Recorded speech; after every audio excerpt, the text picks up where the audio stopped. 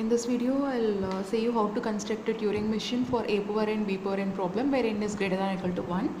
So here the input is made up of equal number of a's and b's. N number of a's followed by n number of b's and n value is greater than or equal to 1. This actually means that at least there is one a and one b is there in the input. So here the language will contain ab or aa bb or triple a triple b. So varying based on the n value, we have equal number of a's and equal number of b's. So this is the language description.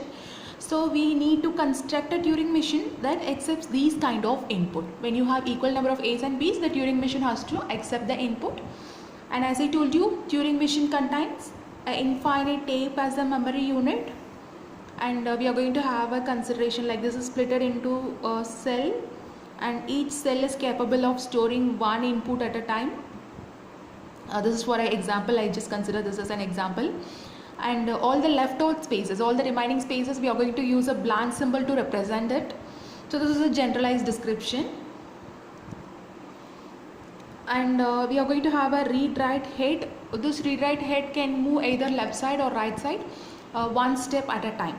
So this is the assumption that we usually have right? Infinite tape, and the input is written from this leftmost side to right, and we are going to consider this leftmost side as a sealed one, and the input is written from this side to the side, and it is split into cells. Each cell is capable of storing one input at a time. So now our step is our idea is to write a program that accepts these kind of inputs. When you have equal number of a and b, the Turing machine has to accept it. And again we have some set of states, and each and every step of transition we have a state information, like we have a state, and input is read from the tape, and based on this combination we are going to rewrite, we are going to move to some other state, we are going to rewrite the content of the tape to some values, and we move either left or right. Okay, either right or left, we are going to make the transition to move. And this like I am just going to consider an algorithm.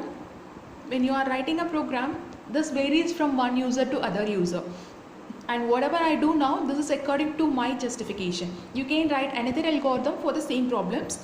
So here as per my algorithm, I am going to read the first input symbol. So it always should be a, like if the input should be a, right? As per our condition, the input starts with a, and it contains equal number of a's and b's. So first I am going to read the input. I am going to start with the state q dot, the starting state, and starting state, if the input is a, we are going to use a symbol for cancellation. I cancel this a with x, and I can move right until I found a b, and for this a I cancel this b with y, and again come back, take the next a and cancel one b for it. So I keep on cancelling one b for each and every a, and finally at the end of transition all the a's and b's should be cancelled off. So this is the algorithm that I am going to consider. So now I am going to say you how to construct a Turing machine for it, a Turing machine problem for it. So I start with the starting state q naught. In q naught, if the input is a, we are going to cancel, like whenever you are making a cancellation, it is better to move to next state. So I cancel this a with x, and I am going to move right. So I have to move right until I find a b. So here in q1 I can have a self loop where for all the a I just keep on moving right. So for this a, move right, and when I found a b in this state, I cancel this b with one symbol y. So this is our assumption. I cancel this a with x symbol and b with y symbol. This is as per our justification. We can take any of the symbols that we use. So for this a is cancelled. Now what I have to do is I have to come back and take the next input symbol.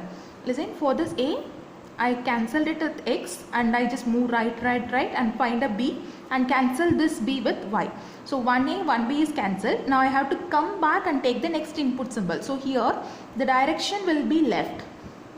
For this a, this b is cancelled. Now I have to take left side. I have to move each cell at a time, and I have to come back to take the next a. Okay, so here I have to make a left side move, and I just move to a new state Q2, where I just keep on moving here. I may have some infinite number of A's. For all the A's, I just keep on moving left, and once I have reached this X, so X is a place that it denotes already cancelled A. So next will be the next step, like I have to move a right side to take the next A as an input. So I have to keep on moving, I have to process all the A's, I have to move left, and once I reached this X symbol, I have to take the next A. So what shall I do with this next A? Again cancel this A with X, I have to find the next B. So I am going to repeat the same procedure that is done in this Q0 state. So I am going to have a transition back to this Q0. After all the A, if I have X, this X will remain as it is. I just move a step right. So I just have the tape symbol, I will just represent it like this. Initially I have cancelled this A with X. I moved right side. For all the remaining A's, I just keep on moving, and once I have B, I cancel this B with Y. So and I have to come back to take the next A. So for all the A, I just keep on moving left, and once I have X, I have to move a step right. Okay, so now this is a place where the next input is again A. In Q0, when the input is A, we have to cancel this A with X and move right, and again I have to process it till this B. Okay, so now while coming back in the next step, what happened, I have some processed B also. This Y is cancelled to Y, but still I have to move to take the next input. So while processing, like I am just moving with all the A's, and I can move all the Y symbol also over here. For all the processed Y symbol, again I just keep on moving right at a time, and once I find this B, I cancel this B with Y symbol. So again I have to come back to take the next input. So while coming back, what happened, here I just move left, and again here also I can have a possibility of getting some Y's. So all the Y over here in the tape, I just keep on moving left again, and again I have A, move left, I have to move till I have a X, and when I have X, I have to move right. So this move right to the state Q1, Q0. Again this A is cancelled, and I have to keep on moving here until I find a B. For this A, this B will be cancelled off.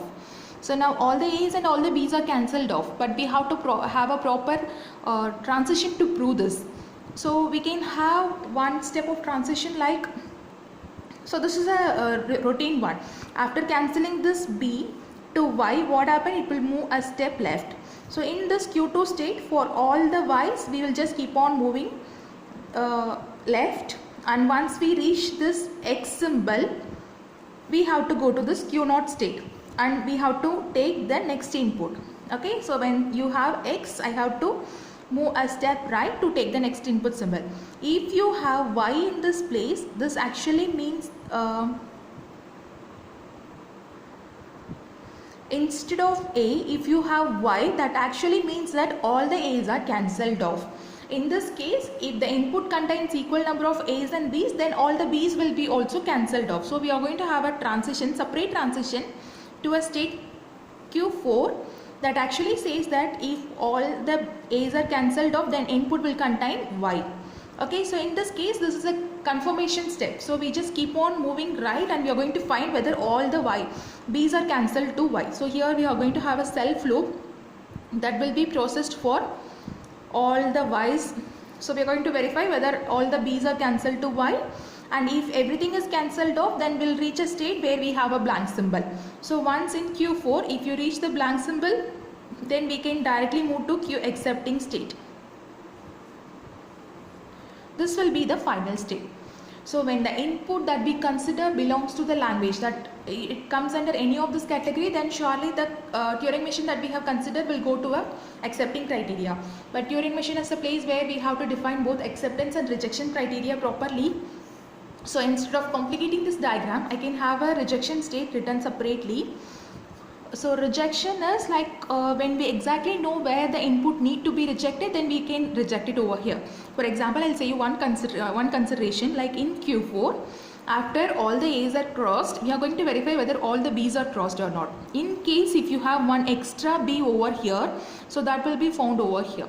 In Q4, instead of a blank symbol and Y, if you have an unprocessed B, this actually means we have excess number of B's over there. In this case, we are going to have a Q rejection state. And one more consideration is, if you have number of B's B's more than number of B's lesser than number of A's. In that case, what happened? We'll cancel one A, but we don't have a pair over here. That is, in Q1, instead of a B, we will just have a blank symbol. In Q1, when you have a blank symbol, this means that all the B's are cancelled to Y and it directly goes to a blank symbol. In that case, we have excess number of A's, we are going for a Q rejection state. Okay, so this is some possible rejection state. I haven't mentioned about all possible rejection state. So this will be the final transition diagram for A power n, B power n problem using Turing machine. Thank you.